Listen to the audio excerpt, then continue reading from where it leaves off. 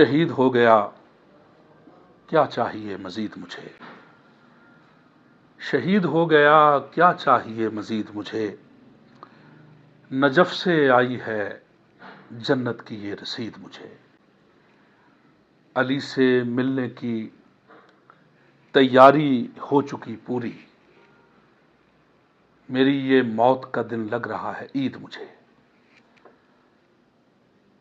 سید خامنائی سرکار کی عظیم اور دلسوز شہادت کے موقع پر میں سب سے پہلے امام زمانہ سرکار امام مہدی علیہ السلام کی بارگاہ میں تعزیت پیش کرتا ہوں۔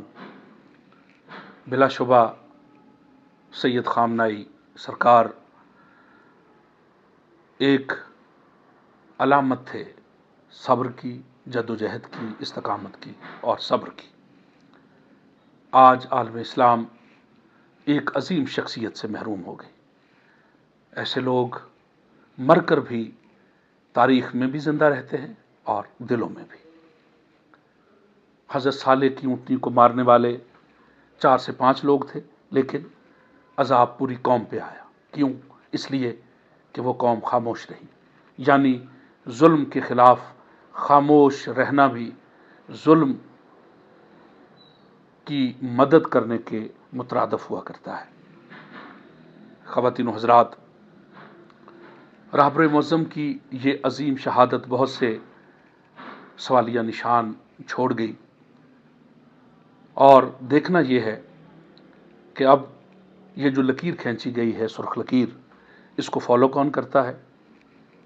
اور جو لوگ یہ چاہتے ہیں یا یہ سمجھتے ہیں کہ خامنائی سرکار کی شہادت کے بعد وہ فکر قتل ہو گئی، وہ سوچ مر گئی، ایسا نہیں ہے۔ حسینی سوچ کبھی مرتی نہیں، حسینی فکر ہمیشہ زندہ رہا کرتا ہے۔ انشاءاللہ وہ دور آئے گا، دنیا دیکھے گی۔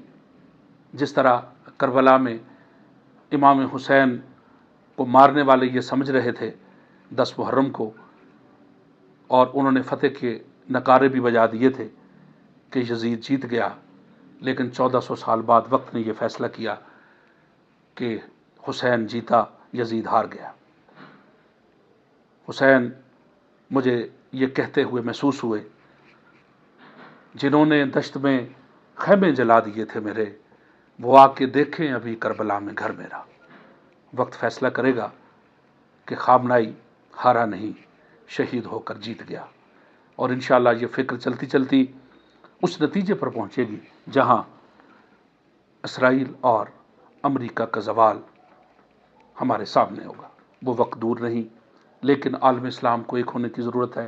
اتحاد بین المسلمین کے پلیٹ فارم پہ سب کو اکٹھا ہونے کی ضرورت ہے، اور میں اپنے حکمرانوں سے بھی یہ اپیل کرتا ہوں کہ یہ وقت مبہم بیانات کا نہیں ہے، بلکہ ایک ہونے کا ہے۔ خدا را کچھ کریں، عملی اقدامات کیے جائیں، اور یہ شہید ایسا شہید ہے جو جیسے میں نے کہا کہ دلوں میں بھی زندہ رہے گا اور تاریخ میں بھی۔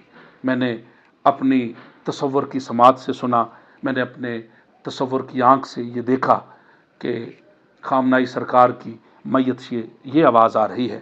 زندہ ہونے کا اس سے بڑا اور ثبوت کیا ہو سکتا ہے کہ میں رات اپنے جنازے میں خود شریک ہوا، میں رات اپنے جنازے میں خود شریک ہوا۔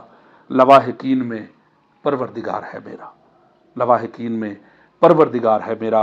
اور آخر میں اپنے ایک دوست عرفان صدیقی جو انڈیا سے ہیں، ان کے یہ 2 مصرے آپ کی سماعتوں کی نظر اور اجازت چاہوں گا کہ تو نے مٹی سے الجھنے کا نتیجہ دیکھا، تو نے مٹی سے الجھنے کا نتیجہ دیکھا، ڈال دی میرے بدن نے تیری تلوار پہ خاک۔